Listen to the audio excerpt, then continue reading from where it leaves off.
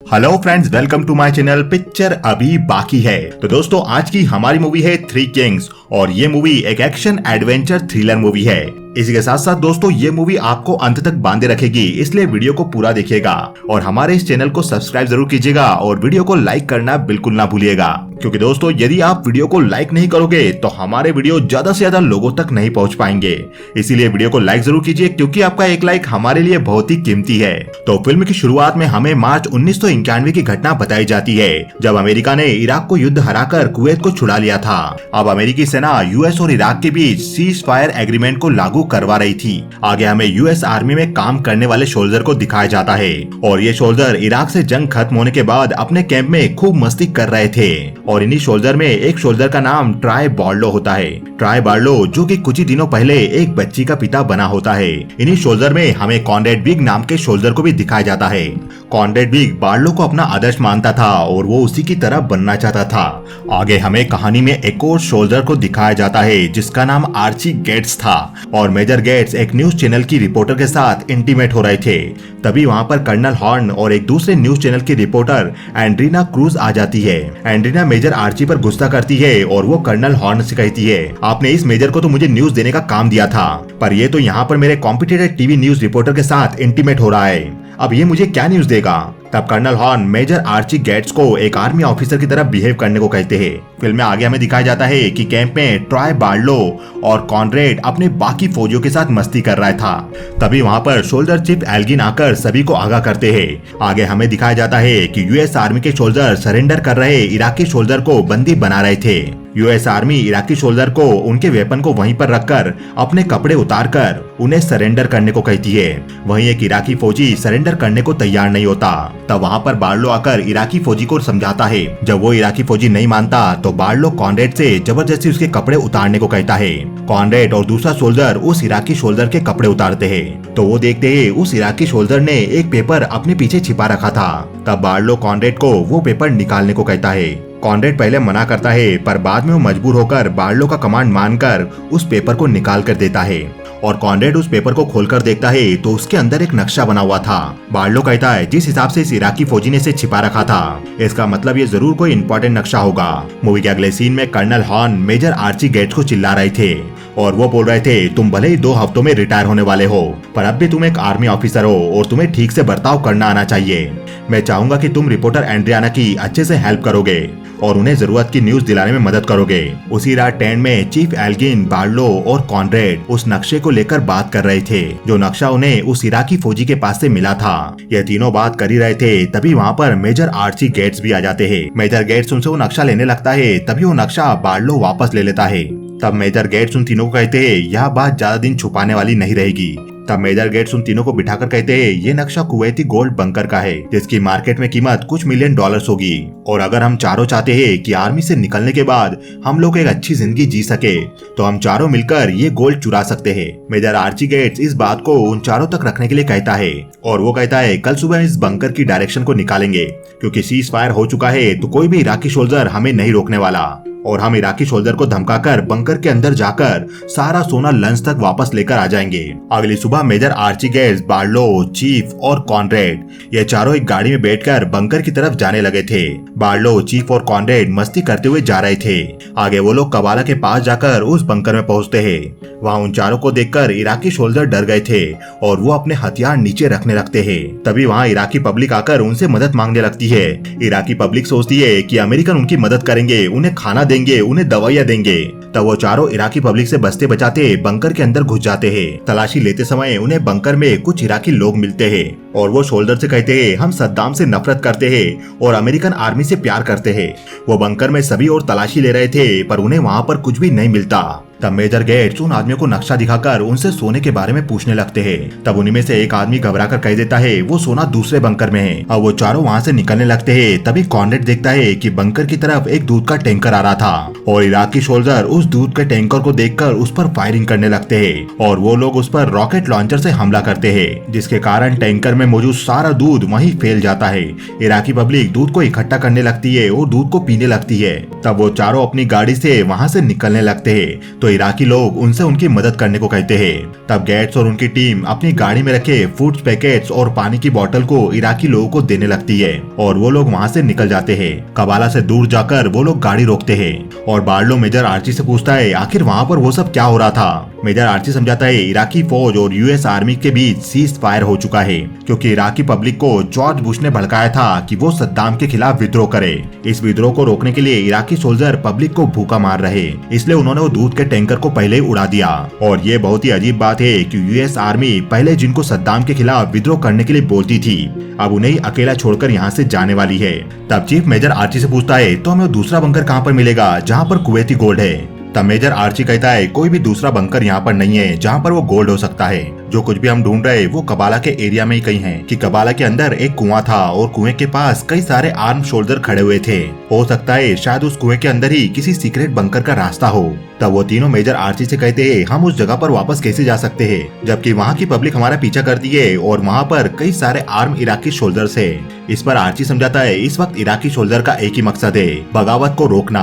वो लोग US army वालों को कुछ नहीं कहेंगे, हम वहाँ पर जाकर कुछ भी कर सकते हैं। दूसरी तरफ वाल्टर रिपोर्टर एंड्रीना को इराक में अलग अलग जगहों पर घुमा रहा था पर वो उसे कबाला के पास बने उस बंकर में नहीं ले जा रहा था और एंड्रीना अपना पेशेंस खोकर वाल्टर पर प्रेशर बनाते हुए उसे किसी ढंग की जगह पर ले जाने के लिए कहती है और वो वाल्टर की गाड़ी को वहाँ से ले जाने लगती है। तब वाल्टर एंड्रीना को बता देता है मेजर आर्ची कबाला गए हैं। तब एंड्रीना वाल्टर को उसे भी कबाला ले जाने के लिए कहती है। दूसरी तरफ आर्ची की टीम कबाला पहुँचती है और वो कुएं के पास खड़े शोल्जर को सरेंडर करवाती है।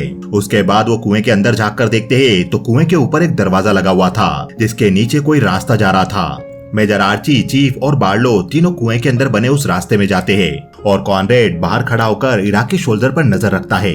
वो तीनों उस बंकर के रास्ते से अंदर पहुंचते हैं तो वो देखते हैं कि इराकी शोल्जर वहां रखे सामान का यूज कर रहे थे।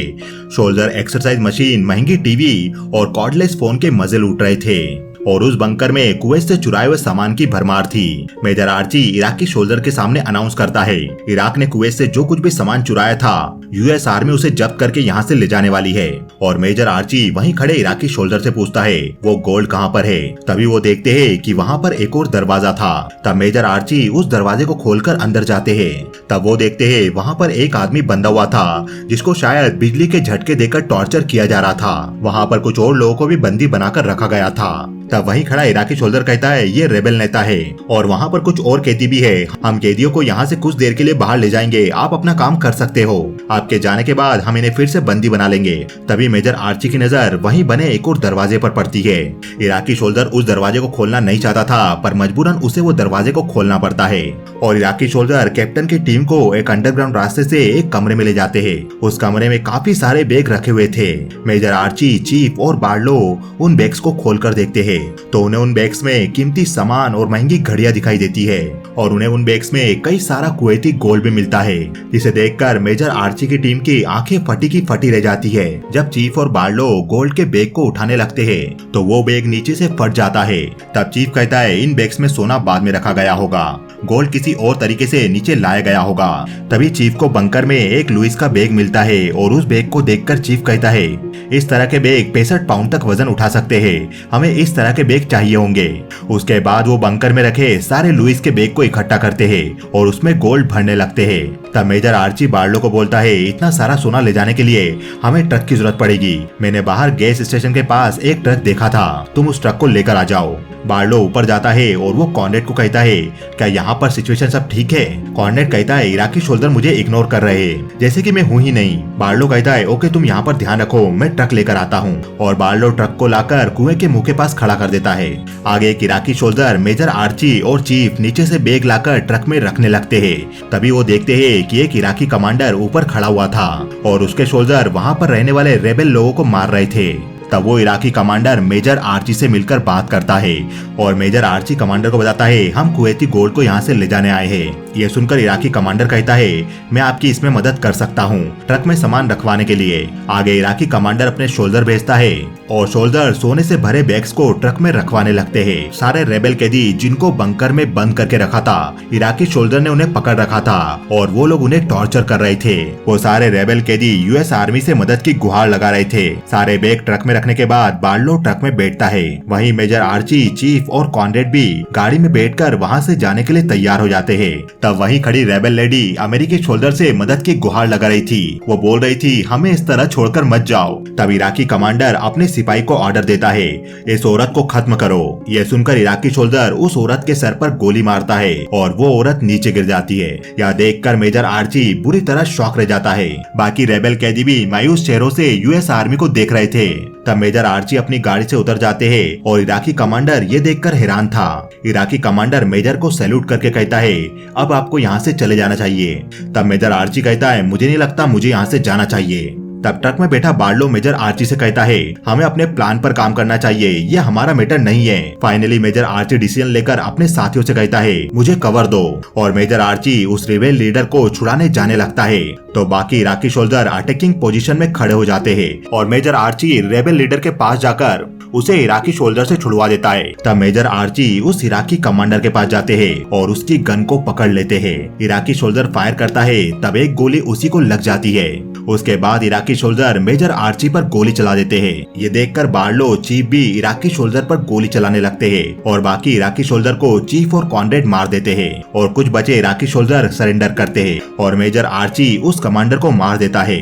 आगे मेजर डिसाइड करता है कि इन सारे रेबेल लोगों को हम यहाँ पर ऐसे नहीं छोड़ सकते, इसलिए इन्हें हम अपने साथ ले जाएंगे और सुरक्षित जगह पर पहुंचाएंगे। बार्लो को ये बात बिल्कुल पसंद नहीं आ रही थी, पर उसे मेजर की बात माननी पड़ती है। तभी वहाँ पर एक इराकी टैंक आने लगता है और मेजर आर्ची और उनके लोग रेबेल लोगों को गाड़ी में बिठाकर वहाँ से निकल जाते हैं। तभी वहाँ पर गाड़ी में एक दूसरा इराकी कमांडर आता है और वो वहीं खड़े इराकी सोल्जर से पूछता है, यहाँ पर क्या हुआ। तब वो इराकी सोल्जर सारी बात बताता है। यह सुनकर इराकी कमांडर कहता है, अमेरिकन आर्मी ने हम पर हमला किया, उन्होंने सीज फायर तोड़ दिया, उन्हें जाने नहीं दिया जा सकता वरना सद्दाम हमें मार डालेगा। हमें उन यूएस आर्मी वालों को पकड़ना ही होगा। तब इराक की आर्मी मोटार से गैस के गोले छोड़ने लगती है। जो गैस के गोले हवा में फटते हैं, ये गैस के गोले हवा में यूएस आर्मी की टीम के ऊपर फटते हैं। तब कॉनरेड अपना गैस मास्क ढूंढने लगता है। तभी मेजर आर्ची देखता है कि आगे लैंड माइन थी और ये देखकर मेजर आर्ची गाड़ी से लोगों को लेकर कूद जाता है। कॉनरेड भी गाड़ी के आगे लैंड माइन को देखकर गाड़ी से जंप करता है और लैंड माइन के ऊपर चलकर गाड़ी में विस्फोट होता है। विस्फोट का मलबा बार्लो के ट्रक के शीशे से भी टकराता है, जिसके कारण बार्लो भी ट्रक से बैलेंस खो देता है और ट्रक पलट जाती है। बार्लो ट्रक से बाहर निकलता है तो वो देखता है दो बच्चे लैंड माइन की तरफ भाग रहे थे। तब बार्लो भागकर उन बच्चों को रोकता है। तभी इराकी फौजी वहां पर आकर बार्लो को पकड़ लेते हैं और बार्लो को कैदी बनाकर वो अपने साथ ले जाते हैं। अब पूरे वातावरण में केमिकल गैस फैल चुकी थी। तभी एक गुफा में से रेबेल ग्रुप के कुछ साथी आते हैं जो गैस मास्क पहने हुए थे। वो कॉनरेड, चीफ, मेजर आर्ची और रेबेल लोगों को और साथ ही साथ गोल्ड के उन बैग्स को गुफा में ले जाते हैं। कॉनरेड अपने साथ बार्लो को ना पाकर दुखी था और कॉनरेड मेजर आर्ची से पूछता है, आपने ऐसा क्यों किया। मेजर आर्ची कहता है, मेरे पास और कोई चॉइस नहीं थी, अगर मैं उन्हें नहीं बचाता तो इराकी सोल्जर उन रेबेल लोगों को मार देते। कॉनरेड कहता है, अब बार्लो का क्या होगा। मेजर कहता है, उसकी चिंता मत करो, हम उसे ढूंढने जाएंगे। दूसरी तरफ इराकी सोल्जर बार्लो को एक बंकर में ले जाकर कैद कर लेते और बार्लो को बंकर के अंदर रखे सामान में से कुछ सैटेलाइट फोन मिलते। उन फोन में से एक फोन चालू था तो बार्लो अपनी कमांड को फोन करने की कोशिश करता है, पर उन्हें कॉल नहीं लग पाता। तब बार्लो अमेरिका में अपनी वाइफ को कॉल करता है और उसे कहता है, कमांड को फोन करके बताए कि मैं कवाला में एक बंकर में कैद हूँ और मेरी यूनिट मुझे बचाने आए। दूसरी तरफ यूएस आर्मी कैंप में कर्नल हॉर्न को पता चल चुका था कि मेजर आर्ची यहाँ पर नहीं है और उसके साथ चीफ, बार्लो और कॉनरेड भी गायब थे। तभी एक फौजी कर्नल को बताता है, बार्लो को इराकी सोल्जर के पास से एक मैप मिला था। यह सुनकर कर्नल समझ जाता है कि मेजर आर्ची, बार्लो, चीफ और कॉनरेड ये सभी कोई अपने पर्सनल मिशन को पूरा कर रहे। तब कर्नल उन सभी का पता लगाने को कहता है। दूसरी तरफ गुफा के अंदर मेजर आर्ची और रेबेल ग्रुप के लीडर आमिर अब्दुल्ला की दोस्ती हो जाती है। तब आमिर और मेजर के बीच एक डील होती है कि वो लोग सोने को आपस में बांट लेंगे और इसके बदले में आमिर और उसके रेबल ग्रुप के लोग बार्लो को ढूंढने में मेजर आर्ची की मदद करेंगे। और उसके बाद मेजर आर्ची आमिर और उसके रेबल साथियों को इराक की बॉर्डर क्रॉस करवाकर ईरान रिफ्यूजी कैंप में भेजना पड़ेगा। आगे आमिर मेजर को गुफा में से कुछ हथियार निकाल कर देता है और आमिर बताता है इराकी सोल्जर ने बार्लो को ओसिस के बंकर में रखा होगा। दूसरी तरफ बार्लो को इराकी सेना का कैप्टन टॉर्चर करता है बिल्ली के झटके देकर और उस कैप्टन को अमेरिकी सेना से नफरत थी क्योंकि अमेरिकी द्वारा छोड़े गए बम से उसकी वाइफ अपाहिज हो गई थी और उसका 1 साल का बेटा भी मारा गया था। दूसरी तरफ मेजर आर्ची और आमिर अपने साथियों को लेकर गुफा के शेल्टर से बाहर निकलता है और वो रेगिस्तान में पैदल ट्रेवल करने लगते। थोड़ी देर चलने के बाद वो एक गांव में पहुंचते जहां पर पहले से कई सारे रेबल इकट्ठा थे और आमिर गांव के कमांडर से मेजर आर्ची की बात कराता है। तब मेजर आर्ची उस कमांडर से कहता है, मुझे आपकी मदद चाहिए, मुझे एक रेडियो और गाड़ी की जरूरत पड़ेगी। तब वो कमांडर मेजर को गांव में बने एक बंकर में ले जाता है और उस बंकर के अंदर कई सारी आलीशान गाड़ियां थी जो सद्दाम के द्वारा कुवैत से चुराई गई थी। उन गाड़ियों को देखकर मेजर आर्ची गांव के कमांडर से उनमें से एक गाड़ी मांगता है, पर वो कमांडर फ्री में गाड़ी देने से मना कर देता है। तब मेजर आर्ची सोना देकर वो सारी गाड़ियां खरीद लेता है और रेबल के गांव में मेजर आर्ची आमिर और उसके साथियों की मदद से सारे गोल्ड को जमीन में दफना देते। मेजर आर्ची का प्लान था कि वो पहले जाकर बार्लो को छुड़ा कर लाएंगे और उसके बाद इस गोल्ड को जमीन से निकालकर आपस में बांटकर निकल जाएंगे। आमिर जमीन पर नक्शा बनाकर उस बंकर की लोकेशन के साथ साथ वहां पर कितनी सिक्योरिटी होगी इन सब की जानकारी मेजर आर्ची को देता है। आमिर कहता है, वहां पर इतने सारे फौजी होंगे कि हम डायरेक्टली लड़कर उन्हें नहीं हरा सकते, पर उन फौजियों की एक कमजोरी है, वो सद्दाम से बहुत डरते। मेजर आर्ची कहता है, तो हम उनकी इसी कमजोरी का फायदा उठाएंगे। मूवी के अगले सीन में हमें दिखाया जाता है कि उसी बंकर के बाहर एक गार्ड पहरेदारी दे रहा होता है। तभी वहाँ एक गाड़ी आती है और उस गाड़ी में रेबल गाँव का कमांडर बैठा था। वो कमांडर इराक फौज की ड्रेस में होता है और कमांडर सिक्योरिटी गार्ड से कहता है, यहाँ पर सद्दाम हुसैन आने वाले हैं और वो इस बंकर के शोल्डर से काफी गुस्सा है, इसलिए वो यहाँ पर सबको मारने वाले हैं। इसके बाद कमांडर गाड़ी लेकर वहाँ से चला जाता है। तभी दूसरा गार्ड देखता है कि एक बहुत बड़ा गाड़ी का काफिला दूर से आ रहा था, ठीक वैसा ही कि जैसा सद्दाम हुसैन यूज करता था। ये देखकर सिक्योरिटी गार्ड को लगता है कि सचमुच सद्दाम हुसैन बंकर में आएंगे। सद्दाम हुसैन के आने की खबर सुनकर बंकर में अफरा तफरी मच जाती है और सबको लगता है कि सद्दाम हुसैन उन्हें मारने आने वाला है। सारे फौजी अपनी यूनिफॉर्म और हथियार छोड़कर वहां से भागने लगते। तब गाड़ियों का काफिला बंकर के गेट के पास आकर रुकता है और उसमें से आमिर और उसके साथी और मेजर आर्ची, चीफ और कॉनरेड बाहर निकलते। मेजर आर्ची और चीफ बंकर की तलाशी लेने लगते, पर इराकी सोल्जर को उनसे कोई मतलब नहीं होता क्योंकि वो बस वहाँ से भागना चाहते थे। कुछ इराकी सोल्जर कॉनरेड और रेबल ग्रुप के साथियों पर गोली चलाने लगते और कॉनरेड और रेबल ग्रुप के लोग उनका मुकाबला करते। चीफ और आमिर बंकर के अंदर तलाशी ले रहे थे, तभी उन्हें कुछ रेबल ग्रुप के लोग मिल जाते हैं जिन्हें इराकी फौज ने कैद किया था। आमिर उनको छुड़ाकर वहां से ले जाने लगता है। दूसरी तरफ मेजर आर्ची बंकर के अंदर उस कमरे में पहुंच गए थे जहां पर बार्लो कैद था। तब मेजर आर्ची वहां मौजूद इराकी सोल्जर को मारकर इराकी कैप्टन के पांव पर गोली मारता है और उसके बाद मेजर आर्ची बार्लो को छुड़ाकर उसे गन दे देता है। तब बार्लो कैप्टन को नहीं मारता और वो उसे जिंदा छोड़कर चले जाते। बार्लो बंकर के बाहर आकर कॉनरेड के बारे में पूछता है। बिजली के इतने सारे झटके खाने के कारण बार्लो समझ नहीं पा रहा था कि उसके आसपास क्या हो रहा था। तब मेजर आर्ची बार्लो से कहते, इस तरह से खुले में मत घूमो, यहाँ पर इराकी सोल्जर हो सकते हैं। कॉनरेड छुपा हुआ था और वो बार्लो को देखकर खुश होकर उसकी तरफ दौड़ने लगता है। तभी वहाँ छुपा एक इराकी सोल्जर कॉनरेड पर फायर करता है। तब चीफ, मेजर और आमिर उस इराकी गार्ड को मार देते हैं। चीफ और बार्लो कॉनरेड के पास जाते हैं तो वो देखते हैं कॉनरेड को गोली लगी थी और अब उसका बचना मुश्किल था। तब बार्लो खड़ा होकर मेजर को बुलाने के लिए आवाज देता है।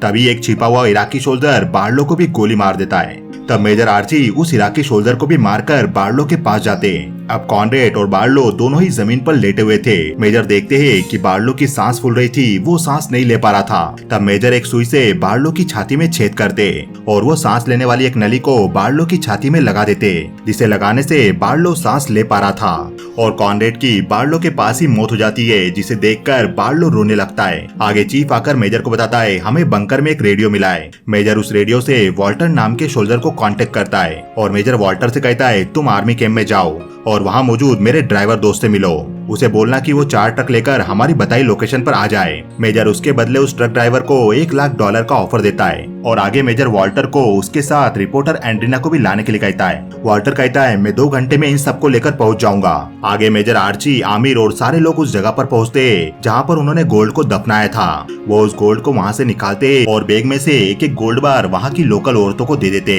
बाकी का सोना वहाँ पड़ा होता है तो मेजर आर्ची उसे वापस जमीन में दफना देते और वो कहते, हम लोग पहले इन लोगों को बॉर्डर पार करवाएंगे और बाद में सोने को यहाँ से कैसे निकालना है इसके बारे में सोचेंगे। थोड़ी देर में वहाँ 4 ट्रक आ जाते हैं और मेजर आर्ची रेबेल लोगों को लेकर ईरान इराक बॉर्डर पर पहुँचते। इराकी सोल्जर रेबेल को रोकना चाहते थे, पर जब वो लोग यूएस आर्मी के लोगों को देखते हैं तो वो उन्हें कुछ नहीं करते। वहाँ पर रिपोर्टर एंड्रीना भी आकर इस पूरे इंसिडेंट की लाइव रिपोर्टिंग कर रही थी। वो बताती है कि कैसे यूएस आर्मी के मेजर और सोल्जर इराकी रेबेल लोगों की मदद कर रहे उन्हें ईरान सुरक्षित पहुंचाकर धीरे धीरे रेबेल बिल्कुल बॉर्डर के पास पहुंच चुके थे। तभी बॉर्डर पर 3 यूएस हेलीकॉप्टर आ जाते। इन हेलीकॉप्टर में कर्नल हॉर्न अपने साथ यूएस आर्मी के सोल्जर को लेकर आए थे और कर्नल हॉर्न इराकी रेबेल लोगों को बॉर्डर पार करने से रोकते। तब रिपोर्टर एंडीना और कर्नल हॉर्न में बहस हो जाती है कि आप लोग इनको बॉर्डर पार क्यों नहीं करने दे रहे हो। इराकी सोल्जर रेबेल को बॉर्डर पार नहीं करने देते और उन्हें एक जगह इकट्ठा कर देते। अब रेबेल लोगों की जान खतरे में थी। यह देखकर मेजर आर्ची एक डिसीजन लेता है। मेजर आर्ची चीफ और बार्लो की तरफ देखता है और उन दोनों से सहमति मिलने के बाद वो कर्नल को बताता है, हमारे पास कुवैती गोल्ड है जो कि सद्दाम ने कुवैत से चुराया था। अगर आप इन रेबेल लोगों को बॉर्डर क्रॉस करने दोगे तो हम आपको गोल्ड सौंप देंगे। तब मेजर आर्ची कर्नल को एक गोल्ड बार दिखाता है जिसे देखकर रिपोर्टर एंडीना खुश हो जाती है क्योंकि उसे उसकी स्टोरी मिल चुकी थी। और गोल्ड को देखकर कर्नल हॉर्न का माइंड बदलता है और वो इराकी सोल्जर के पास जाकर उनसे बात करते हैं कि इराकी सोल्जर रेबेल लोगों को बॉर्डर क्रॉस करने देंगे। इसके बाद कर्नल मेजर आर्ची के पास आकर कहते हैं, मेजर आर्ची, चीफ और बार्लो, आप लोगों का कोर्ट मार्शल किया जाएगा। अब मैं चाहता हूँ कि तुम लोग बताओ कि तुमने वो गोल्ड कहाँ पर छुपा रखा है। मेजर आर्ची, चीफ और बार्लो देखते हैं कि रेबेल्स को छोड़ दिया गया है। आमिर भी रेबेल लोगों के साथ था और वो हाथ हिलाकर बाय करता है। तब मेजर आर्ची, चीफ और बार्लो की आंख में आंसू आ जाते हैं कि उन लोगों ने इराकी रेबेल लोगों की जान बचाई, भले ही उनका कोर्ट मार्शल हो गया हो। और असली जिंदगी में मेजर आर्ची, चीफ और बार्लो का कोर्ट मार्शल नहीं हुआ था, उन्हें इज्जत के साथ रिटायरमेंट दिया गया था। इसकी वजह थी न्यूज रिपोर्टर एंडीना की रिपोर्टिंग। फौज से निकलने के बाद चीफ मेजर आर्ची गेट के साथ काम पर लग जाता है और मेजर आर्ची गेट्स हॉलीवुड में मिलिट्री एक्सपर्ट बन चुके थे। वहीं बार्लो अपने शहर में एक कारपेट कंपनी खोलता है जिसका बिजनेस काफी अच्छा चल रहा था। आगे फिल्म में हमें दिखाया जाता है कि इराक ने कुवैत को गोल्ड वापस कर दिया था, जिसको लेकर कुवैत का कहना था उसे सारा गोल्ड वापस नहीं मिला, कुछ गोल्ड अब भी गायब है। और यह बात इस बात का हिंट थी कि मेजर आर्ची ने कर्नल को सारा गोल्ड नहीं दिया था, उसने कुछ गोल्ड जरूर छुपा लिया था जो कि उसने बाद में जाकर निकाला था। और इसी के साथ ये मूवी यहीं खत्म हो जाती है। तो दोस्तों, आपको वीडियो कैसा लगा हमें बताइए कमेंट सेक्शन में। हमारे इस चैनल को सब्सक्राइब कीजिए क्योंकि पिक्चर अभी बाकी है मेरे दोस्त।